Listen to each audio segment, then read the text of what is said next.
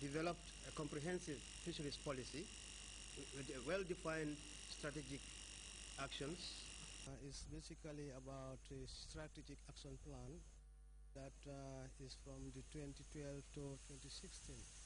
And actually there are policies that are in place, but the policies cannot be achieved without having a strategic plan.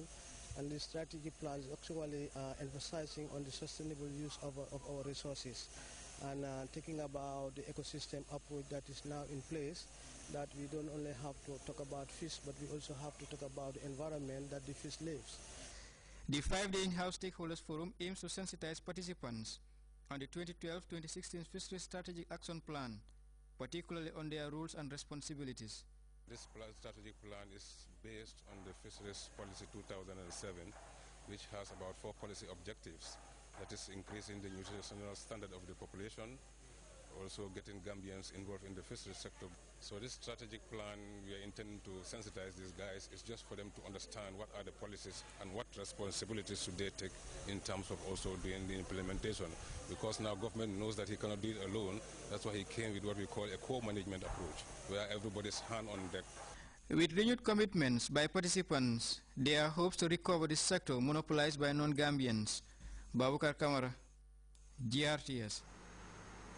A number of families in Nemakunku and Brusubi have been displaced as a result of the heavy rains that have been battering parts of the greater Banjul area.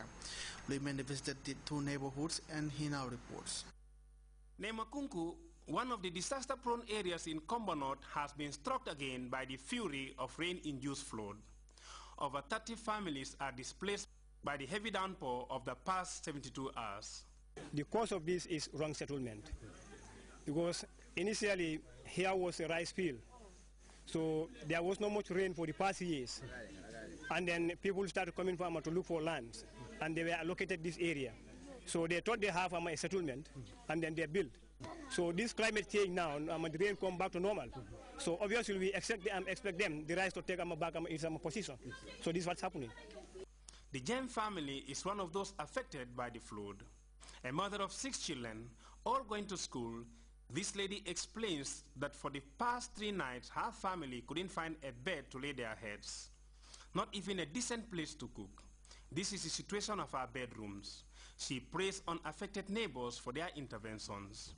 Her story is similar to that of others reconciling with the effect of the huge downpours. Meanwhile, youths are busy creating waterways to minimize potential damage. But what is a more likely lasting solution to this seasonal catastrophe? They should be relocated to a new settlement to get a best place for them so that the disaster will be history. The NAM for Kombo North was there to assess the damage, and this was his reaction. The situation is very sad, but Allah subhanahu wa ta'ala said, if anything come on your way, whether good or bad, you thank him. It's a natural phenomenon. One cannot stop it. What I'm just trying to say is, I'm appealing to people, donors from the president downwards. These people, they need help. In Bruceby, the McIntyre family is also displaced by the flood. Valuables close to $15,000, he says, was lost to the incident. His family is seeking sanctuary with relatives. My family have scattered since yesterday. This thing happened on Friday night, Saturday and Sunday. So we were managing in the house, but the water overcome us. We were helped by neighbors to try and reduce the water, but we just cannot, because the more we take some water, the more we take water out, it rains and the water comes in again. So the neighbors have to be frustrated by the water and they stop. And I asked my family to scatter. So I am presently at Jabang. My wife is presently at Latrikunda with my youngest daughter, and my son is staying here with the water to safeguard our properties. This is the worst disaster of a month usually characterized by heavy rains accompanied by thunders and lightning. A call for vigilance. Louis Mendy, GRTS.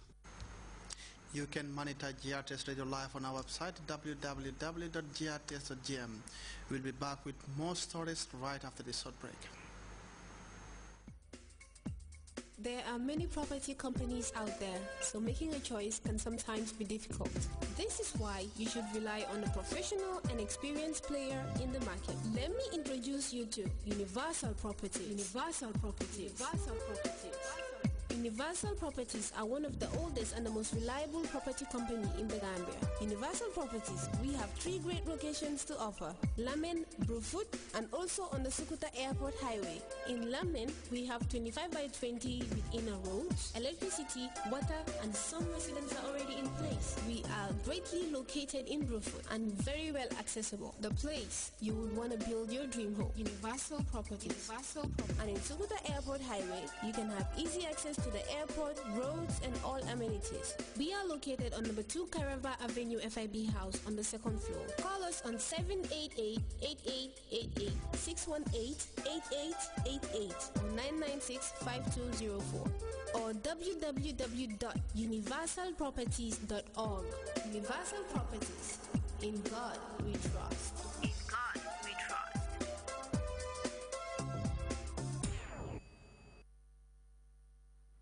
Welcome back.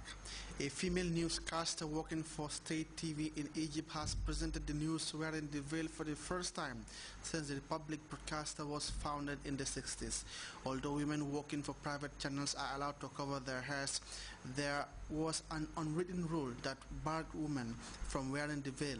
Let's look at this report for more on what many are calling a step towards greater individual freedom in Egypt. Wearing makeup, a smart black jacket and a beige hijab covering her hair, Egypt's first veiled news anchor on a public television channel presented the evening news.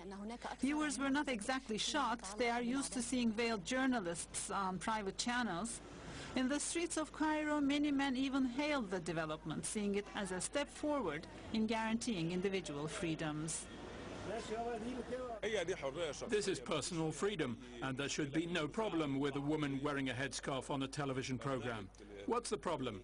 I don't see it facing any obstacle from a political or religious point of view. Despite this casual response, it marks a turning point, a big change from the Mubarak era when public television channels were strictly secular. No veils on the air was the rule, even though many Egyptian women wear the headscarf that covers the hair but not the face. However, the Muslim Brotherhood, which came to power several months ago, is making changes. I don't want to connect these two things, to be honest. I don't want to connect the rule of Morsi with this, because I myself see this as an issue of personal freedom. Some Egyptians welcome the reversal of the restriction on veiled women. Others see it as a growing Islamist influence. In any case, Fatma Nabil is the talk of the town in Cairo. Liberals are worried that religious codes will be imposed more and more, and that television journalists like Fatma Nabil will be the rule, not the exception. 162 miners arrested and charged with the murder of their striking colleagues at the Marikana mine have been released. Although the charges against the men are not been dropped, 100 more are expected to be released on Thursday. We have more on that dramatic U-turn in this report. They are complaining about the bad treatment they suffered in prison, but they don't hide their relief either. 162 striking miners arrested during a shootout at Marikana mine have been released. I'm very happy. Now I want to see my wife and my child. 100 more miners who are still behind bars are expected to be released on Thursday. The courts have lifted the strange apartheid-era charges that were brought against them. Charges which led to an outcry since none of the police officers who actually did the shooting were arrested. What hurts me most is that I was arrested for nothing. Police were sent to shoot us and kill us while we were fighting for our rights. Although the charges against the miners were dropped, the struggle continues. The movement is backed by the former leader of the ANC's Youth League, who is calling on the strikers not to surrender.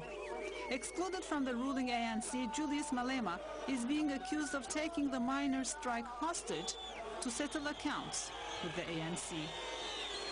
The reason why the white owners of these mines are not listening to us as workers and poor people is because leaders of the ANC are